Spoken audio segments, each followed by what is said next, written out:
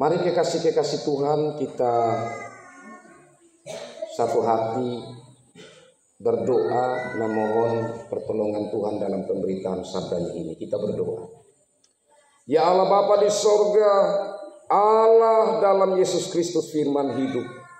Saat ini dalam ibadah di Minggu Advent yang ketiga ini, kami kembali mendapat kesempatan yang indah untuk rasa lapar haus kami akan kebenaran Tuhan kembali akan diisi. Ya Allah Bapa dalam kerajaan sorga, kami mau untuk mendengar merenungkan sabda-Mu, tapi kami sangat menyadari akan keterbatasan kami. Karena itu kami mohon Roh Kudus Tuhan melingkupi kami. Biarlah kami, baik hamba-Mu yang saat ini Tuhan percayakan untuk memberitakan sabda-Mu, kami semua yang mendengar merenungkannya, dengan kuasa Roh Kudus, firman-Mu ini menjadi bagian dalam kehidupan kami semua. Karena kami mengerti, kami pahami maksud firman Tuhan. Dan biarlah Tuhan sendiri yang berkata-kata lewat hamba-Mu yang Tuhan percayakan saat ini untuk memberitakan sabda-Mu. Ya Tuhan, mari datang dan berfirman-Lah kepada kami. Dalam Yesus Kristus kami berdoa. Amin. Kekasih-kekasih Tuhan, sekali lagi bagian firman Tuhan dari Injil Lukas pasal 1 ayat 46 sampai 56. Jadi sesungguhnya ini nyanyian pujian Maria dan khotbah kita atau perenungan firman Tuhan itu khusus di nyanyian pujian Maria. Jadi sebenarnya sampai ayat 55 saja. Tapi kita lanjutkan untuk satu perikop ini sampai ayat 56. Nyanyian pujian Maria. Lalu kata Maria, jiwaku memuliakan Tuhan dan hatiku bergembira karena Allah juru selamatku. Sebab Ia telah memperhatikan kerendahan hamba-Nya. Sesungguhnya mulai dari sekarang segala keturunan akan menyebut aku berbahagia. Karena Yang Maha Kuasa telah melakukan perbuatan-perbuatan besar kepadaku. Dan namanya adalah kudus. Dan rahmat-Nya turun-temurun atas orang yang takut akan Dia. Ia memperlihatkan kuasa-Nya dengan perbuatan tangan-Nya dan mencerai-beraikan orang-orang yang congkak hatinya. Ia menurunkan orang-orang yang berkuasa dari tahtanya dan meninggikan orang-orang yang rendah. Ia melimpahkan segala yang baik kepada orang yang lapar dan menyuruh orang yang kaya pergi dengan tangan hampa. Ia menolong Israel hamba-Nya karena Ia mengingat rahmat-Nya, seperti yang dijanjikannya kepada nenek moyang kita, kepada Abraham dan keturunannya untuk selama-lamanya.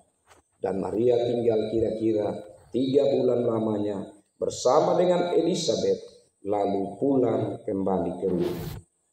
Demikian sabda Tuhan ini. Berbahagialah saya dan saudara yang selalu rindu untuk membaca firman Tuhan, rindu mendengar merenungkan firman Tuhan, tapi juga selalu rindu untuk melakukan sabda Tuhan dalam hidup kita. Shalom.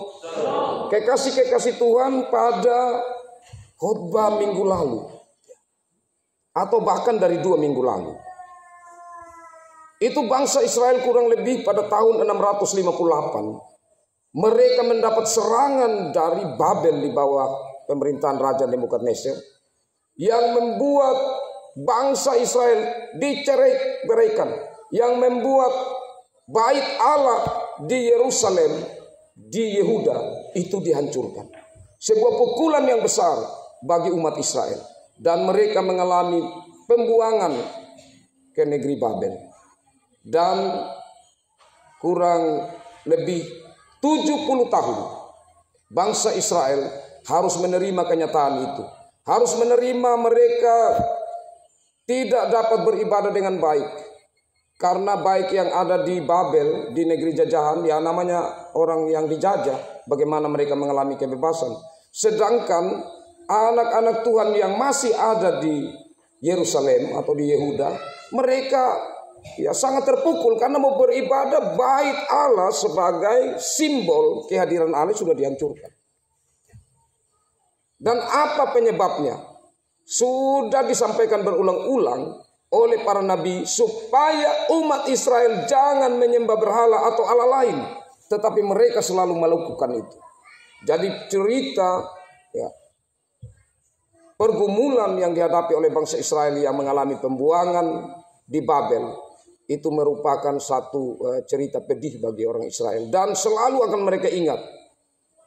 Nah, kekasih-kekasih Tuhan pada tahun 500-an ya, setelah 70 tahun dari tahun 658 itu ya, muncullah sebuah negara yang kuat ya, yaitu Persia, menyerang Babel ya, dan pada akhirnya banyak orang-orang Israel atau hampir semua mereka dibawa kembali ke negeri Persia. Jadi sebagai negeri jajahan yang mengalahkan Babel. Dan kemudian Raja Persia waktu itu Koresi, dia kemudian desak atau dipakai oleh Tuhan untuk kemudian membangun sebuah kebijakan di mana orang-orang Israel itu dikembalikan ke negeri mereka di Yehuda atau Yerusalem. Ya. Tapi dikembalikan secara kelompok. Jadi pada tahun ini kelompok ini kembali dulu. Kemudian 1-2 tahun berikut kelompok ini lagi dipulangkan ke negeri mereka. Bahkan Tuhan menggerakkan raja orang kafir ini, Raja Kores, Raja Persia, untuk dia umumkan kepada negara-negara jajahannya, supaya mereka itu membantu dengan apa yang dapat mereka lakukan untuk pembangunan kembali bait Allah di Yerusalem. Yang luar biasa ya. Pulangkan orang-orang jajahannya, tapi kemudian mendukung mereka lagi dengan menyerukan supaya bantu ini Yehuda, Yerusalem untuk kembali membangun bait Allah mereka. Nah, kekasih-kekasih Tuhan, tahun 500-an kepulangan bangsa Israel dari Persia ke negeri mereka, itu membangun sebuah reformasi ya, dalam hidup atau restorasi dalam kehidupan bangsa Israel. Jadi saat mereka sudah pulang, mereka kembali bangun komitmen untuk kita tidak boleh lagi menyembah berhala. Tidak boleh lagi. Karena kita menyembah berhala yang lalu, makanya Allah buang kita di Babel. Sekarang Tuhan punya kasih kemurahan, sudah Tuhan tunjukkan. Kita sudah kembali, malah kita mendapat dukungan untuk kembali membangun bait Allah. Kita tidak boleh lagi untuk menyembah berhala. Jadi sejak saat itu bangsa Israel tidak lagi menyembah berhala. Tapi kekasih-kekasih Tuhan, mereka masih menghadapi persoalan-persoalan lain dalam hidup mereka. Dan ini sebuah tantangan tersendiri. Yaitu pada saat mereka sudah ada kembali di negeri mereka, ya, sekitar perjalanan 100 tahun. Perjalanan 100 tahun, jadi berarti mereka sudah mulai ada di tahun 400-an. Jadi dalam 100 tahun sejak mereka kembali dari tahun 500-an sebelum Masehi itu ke negeri mereka, itu mereka mengalami kesulitan-kesulitan, termasuk kelaparan hebat, Bapak Mama kekasih Tuhan. Mereka mengalami kelaparan yang sungguh. Mereka mengalami penderitaan dari segi ekonomi. Dan pada akhirnya itu terjadi di zaman Maleakhi. Dan pada akhirnya apa kekasih-kekasih Tuhan? Perintah-perintah Tuhan mereka abaikan, termasuk ibadah-ibadah mereka abaikan. Jadi beberapa bentuk ibadah yang harus mereka jalankan, itu mereka tidak jalankan lagi. Ibadah-ibadah yang lain mereka jalankan tetapi penuh kepalsuan. Contohnya Bapak Mama, mereka harus membawa persembahan kepada Tuhan. Salah satunya adalah persembahan untuk penebusan dosa. Dan untuk persembahan itu, apa yang dibawa seperti kambing atau domba, itu yang masih muda dan harus tanpa cacat celah. Tetapi pada waktu itu dan alasan karena kesulitan Bapak Mama, mereka membawa kambing, tapi ada yang sakit, ada yang pincang, ada yang buta. Mereka bawa anak domba juga seperti itu. Mereka mengatakan, ya kami tidak ada apa-apa, ini saja yang ada, pakai sudah. Para imam juga tidak protes. Ya.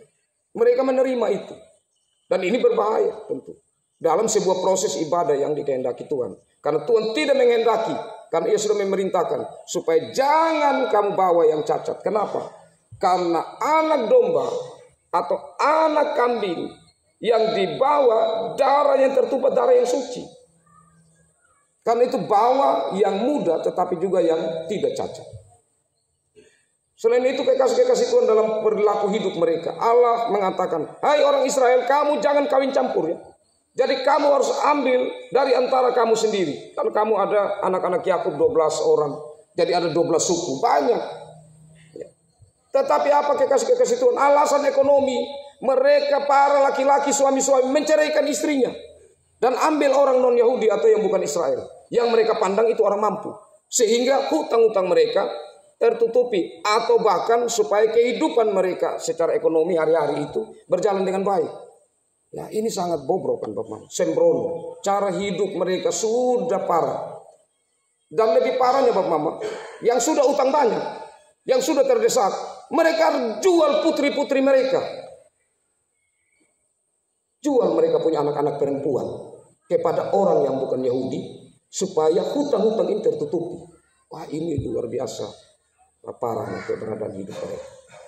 Belum lagi Tuhan serukan supaya jangan kamu tindas orang miskin. Ya, perhatikan orang miskin, anak yatim, ya, orang-orang susah. Tapi yang ada pada waktu itu mereka tidak mau tahu lagi.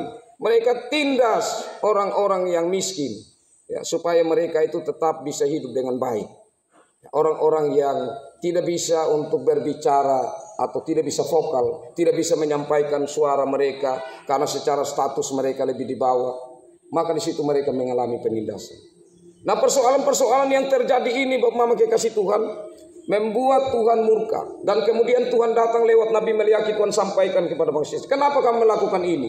Kita ingat pada ayat 2 pasal 2 ayat 17 dalam khotbah yang lalu. Mereka bilang, kenapa memang kalau kita melakukan ini? Jadi mereka memandang bahwa perbuatan mereka yang jahat itu baik. Dan bahkan mereka bilang, kalau memang itu Tuhan, Dia murka terhadap kami, lihat dulu orang lain, lihat dulu bangsa lain. Kenapa bangsa lain tidak menyembah Dia? Mereka punya hidup baik saja. Kenapa kami ini yang berupaya untuk hidup dekat dengan Dia, kenapa kami susah? Jadi kalau kami kawin dan mereka, apa salahnya?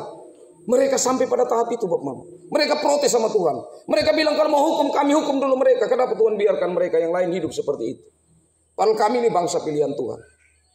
Nah, disinilah kemudian pada pasal 3 ayat 1 sampai 5 dalam khotbah kemarin, itu Tuhan menyampaikan berita peneguhan perjanjian kepada bangsa Israel. Nanti akan datang, ya, seorang yang akan membuka jalan, tapi kemudian datang lagi seseorang yang kepadanya jalan itu dibukakan, yaitu malaikat perjanjian. Malaikat perjanjian itu adalah Tuhan Yesus.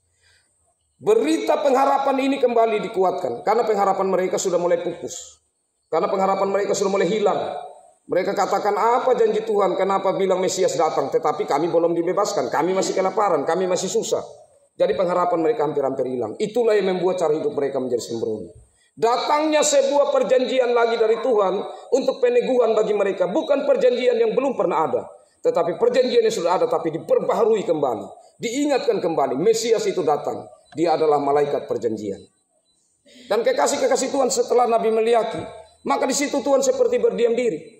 400 tahun Tuhan tidak berbicara lagi. Sejak Nabi Meliaki berarti sudah tahun 400-an, dari tahun 500-an, 100 tahun mereka jalani hidup dalam kesulitan, kelaparan, dan pada akhirnya 400 tahun itu Tuhan seperti berdiam diri, tidak berbicara kepada bangsa Israel. Dan apa yang terjadi kekasih-kekasih Tuhan, kita tahu bahwa perjalanan bangsa Israel setelah dikuasai oleh Persia, maka datang lagi satu negara yang kuat, yaitu Romawi.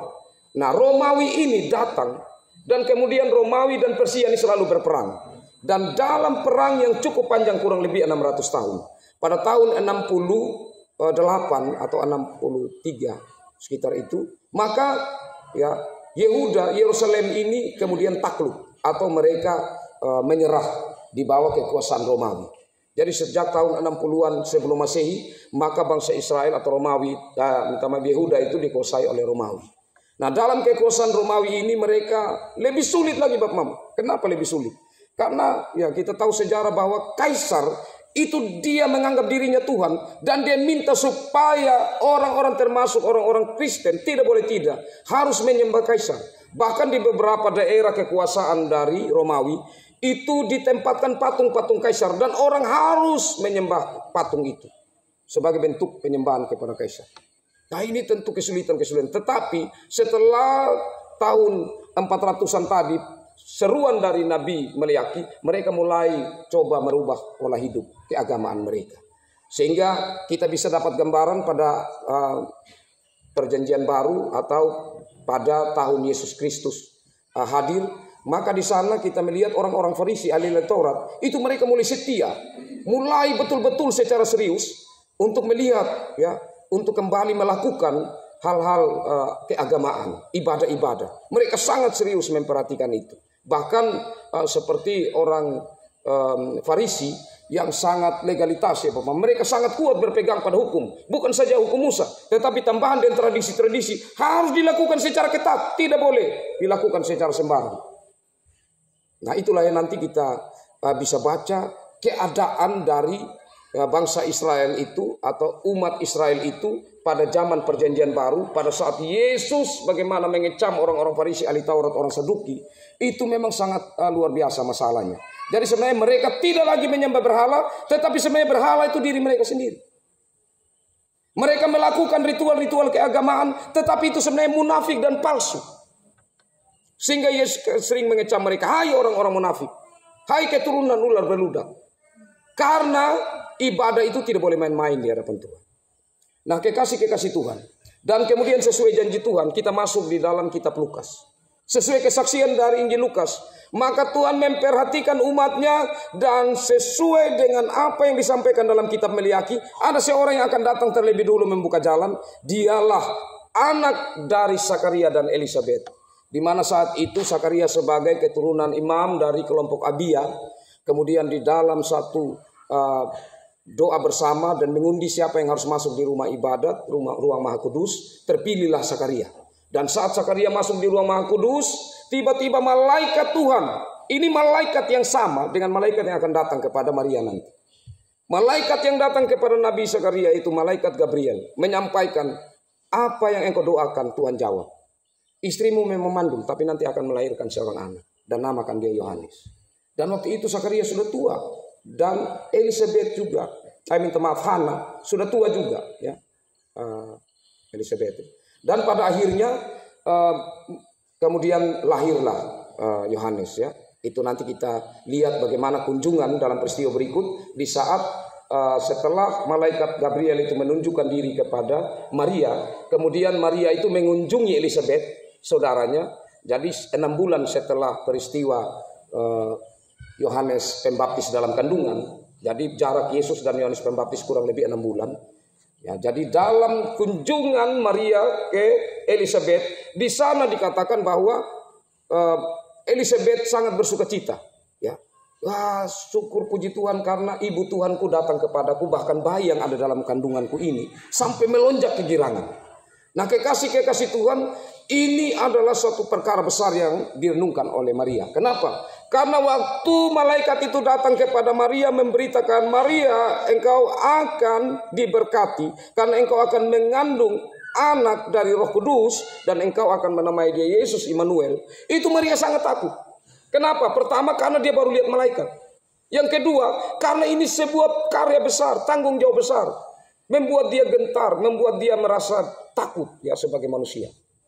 Nah, dalam keadaan takutnya ini, kekasih-kekasih Tuhan, Tuhan menyatakan solidaritas, menyatakan perhatian, keberpihakan Tuhan kepada Maria yang takut ini. Buktinya, saat Maria pergi ke Elisabet, Elisabet dengan sukacita menyambut dia, membuat ketakutan tadi itu menjadi menurun. Kenapa? Karena ada orang yang kemudian menyatakan, kenapa sampai ibu Tuhanku datang kepadaku?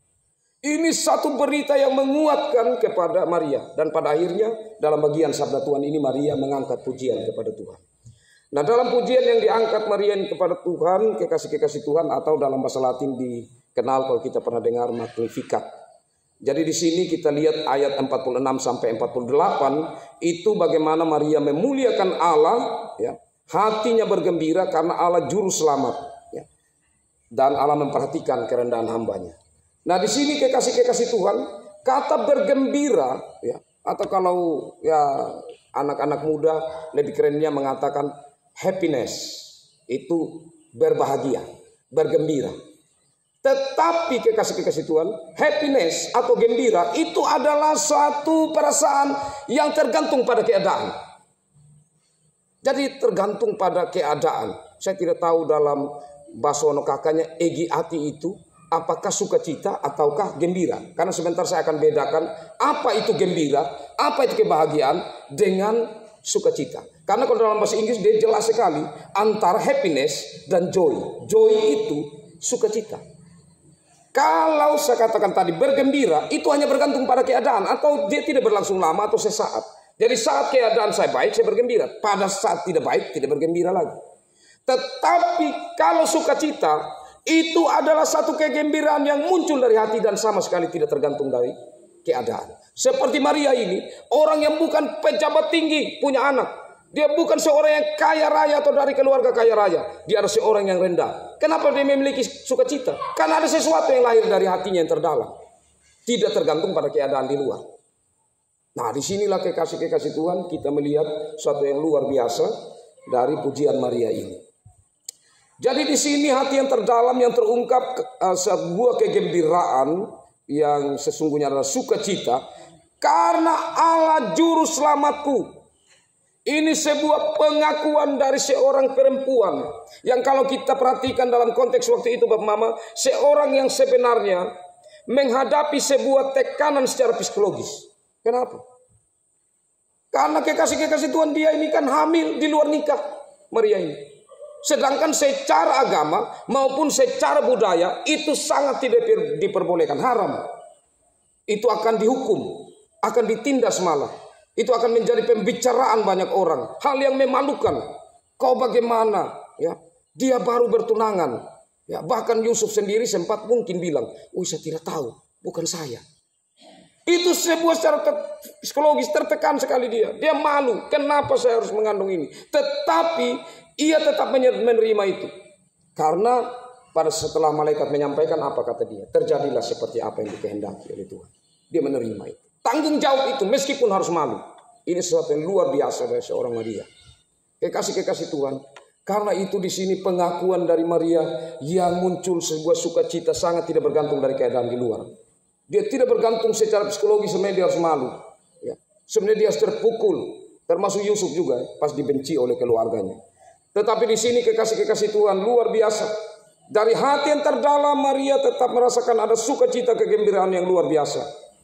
Bahkan dia katakan sebab ia telah memperhatikan kerendahan hambanya. Maria sangat menyadari bahwa Tuhan memperhatikan orang yang rendah. Atau dalam kalimat firman yang lain, Tuhan, mata Tuhan tertuju kepada orang yang remuk hatinya. Jadi Maria ini sangat berada dalam keadaan yang rendah. Bukan orang-orang yang dari jabatan tinggi atau memiliki sebuah kedudukan baik secara sosial, baik secara pemerintahan, ada kedudukan baik, tidak. Nah, kekasih-kekasih Tuhan, di sini nampaknya Maria ini ya memuliakan Tuhan. Ini jadi catatan pentingnya. Bukan karena keistimewaan, kebesaran yang diperoleh itu sesuatu yang layak untuk dia banggakan secara pribadi.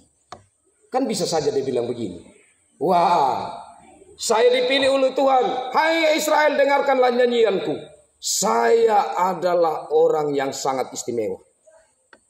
Tidak Bapak Mama. Tapi dia bilang, kenapa saya yang rendah ini dipilih oleh Tuhan? Jadi sesuatu yang istimewa yang datang kepadanya bagi dia pertama-tama tidak layak.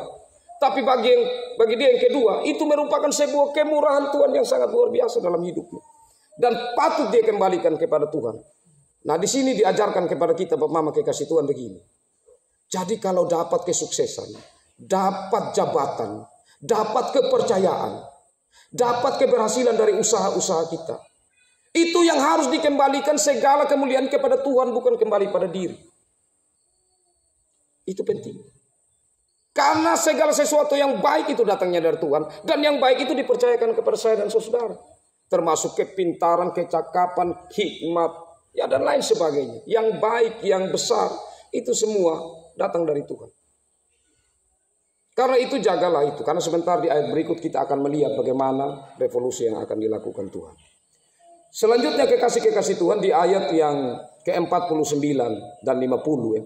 Maria ini tidak hanya bersukacita sendiri. Dia menyadari bahwa perbuatan Allah yang besar ini juga Allah lakukan untuk umatnya. Karena ini Allah telah janjikan. Jadi bersukacita dengan orang lain itu penting. Dan ini adalah sebuah keluasan hati. Kalau kesempitan hati orang lain bersukacita saya susah. Kalau saya bersukacita orang lain jangan bersukacita. Itu keluasan hati. Jadi membutuhkan sebuah keluasan hati. Bagaimana supaya saya bersukacita tapi saya merasa bahwa apa yang Tuhan lakukan bukan untuk saya sendiri. Tetapi Tuhan lakukan untuk umatnya. Kalau begitu bersama-sama dengan umat saya bersukacita. Nah, ini penting sekali untuk direnungkan secara mendalam, kekasih-kekasih Tuhan. Nah, selanjutnya kekasih-kekasih Tuhan di ayat 50 sampai 55. Ya, minta maaf, di ayat 51 sampai 55. Di sini yang terjadi revolusi dari Tuhan. Pertama itu adalah revolusi moral. Ia menurunkan orang-orang yang berkuasa dari tahtanya dan meninggikan orang-orang yang rendah. Tuhan di sini, ya minta maaf, ia memperlihatkan kuasanya dengan perbuatan tangannya dan mencerai-beraikan orang-orang yang congkak. Jadi di sini orang-orang yang congkak itu dicerai-beraikan. Siapakah mereka yang tergolong orang-orang congkak? Orang-orang yang arogan, orang-orang yang hanya melihat kepentingan dirinya sendiri, bahkan yang tidak mau untuk memuliakan Tuhan. Mereka menganggap segala sesuatu yang mereka lakukan dan mereka dapatkan itu karena kemampuan dan hasil yang mereka lakukan sendiri. Tidak ada Tuhan terlibat di situ. Mereka tidak mau memberi hati mereka untuk terpaut dan memuliakan Tuhan. Dan orang-orang congkak seperti ini akan dicerai-beraikan. Jadi ada sebuah revolusi secara moral yang akan dilakukan. Dan kemudian ayat 52, ia menurunkan orang-orang yang berkuasa dari tahtanya dan meninggikan orang-orang yang rendah. Di sini ada revolusi secara sosial. Kekasih-kekasih Tuhan, secara sosial ada tingkatan-tingkatan atau strata yang ada dalam masyarakat kita. Ada raja, ada penguasa-penguasa, ya. Jadi ada orang-orang yang tetap memberi diri mereka untuk terikat dengan pemerintahan Romawi meskipun mereka menyusahkan saudara mereka sendiri. Jadi mereka mau dekat dengan orang-orang pemerintah orang Yahudi supaya mereka dapat jabatan, supaya mereka bisa mendapatkan satu upah. Seperti kalau kita lihat di Perjanjian Baru, itu orang-orang Farisi, orang-orang pemungut cukai. Mereka itu menjadi bagian kaki tangan dari pemerintahan Romawi. Tetapi yang mereka lakukan, mereka memeras orang-orang miskin dan pajak. Jadi itu sesuatu yang terjadi pada waktu itu, dan Tuhan mengatakan di sini akan melakukan revolusi secara sosial. Jadi tata orang-orang yang berkuasa itu ya akan menjadi rendah, ya, dan meninggikan orang-orang yang rendah. Dan kemudian Tuhan melakukan revolusi secara ekonomi. Kita lihat di ayat 53. Ia melimpahkan segala yang baik kepada orang yang lapar dan menyuruh orang yang kaya pergi dengan tangan hampa. Jadi orang kaya akan balik keluar, pulang kosong. Tetapi mereka yang orang-orang susah, ya, taumila, mereka lah yang akan menerima berkat Tuhan. Tuhan akan memperhatikan mereka, mereka tidak akan lapar. Tuhan akan memperhatikan mereka secara ekonomi. Dan itu kan kita lihat buktinya saat Yesus datang. Bagaimana Yesus memperhatikan orang-orang susah. Bagaimana Yesus memperhatikan secara fisik manusia, termasuk kesulitan karena sakit dan lain sebagainya. Dan kita lihat di ayat 54 dan 55. Ia menolong Israel hambanya karena ia mengingat rahmatnya seperti yang dijanjikan kepada nenek moyang kita, kepada Abraham keturunan untuk selama-lamanya. Ya, jadi di sini kekasih-kekasih Tuhan, Tuhan menyatakan tentang revolusi spiritual agama. Jadi revolusi spiritual di sini bahwa Tuhan akan membuat, ya, umatnya yang setia kepada Dia itu akan mendapatkan rahmat penyertaan Tuhan. Mereka yang akan menikmati janji-janji Tuhan. Nah, di sini mengingatkan tentang pola hidup bangsa Israel, Bapak Mama kekasih Tuhan. Yang tadi kan bangsa Israel bilang begini pada zaman Meleaki, dan mungkin seterusnya mereka berpikir seperti itu. Kok orang di sana orang tidak baik? Mereka bukan bangsa pilihan Tuhan, tetapi kenapa mereka hidup baik? Dan kami ini hidup susah. Dan disitulah Tuhan akan menyatakan janjinya di saat perjanjian baru. Bahwa nanti mereka akan dapat bagian. Bahwa nanti Tuhan akan memisahkan mereka. Dan itu kita tahu dalam pemilihan gereja. Karena kita orang-orang yang dipanggil, dipilih, diasingkan, disendirikan, dalam artian kita dikhususkan untuk menjadi umat yang menyatakan tentang Yesus kepada dunia.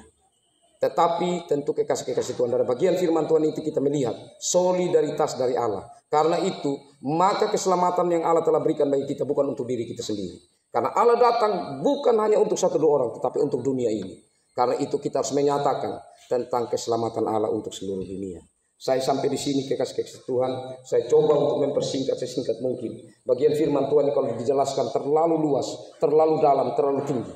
Tetapi terpujilah Tuhan karena kita mendapat kesempatan indah untuk mendengar firman Tuhan ini. Ingatlah khotbah yang lalu, beri dirimu untuk dimurnikan oleh Tuhan.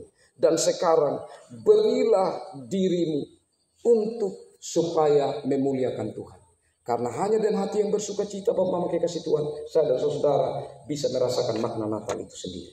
Biarlah kita memasuki Natal dengan hati yang penuh sukacita untuk terus memuji memuliakan Tuhan, karena kita telah menerima tanggung jawabnya dan bersedia untuk melakukan seperti Maria. Tuhan memberkati firman-Nya dan memberkati kita semua. Amin.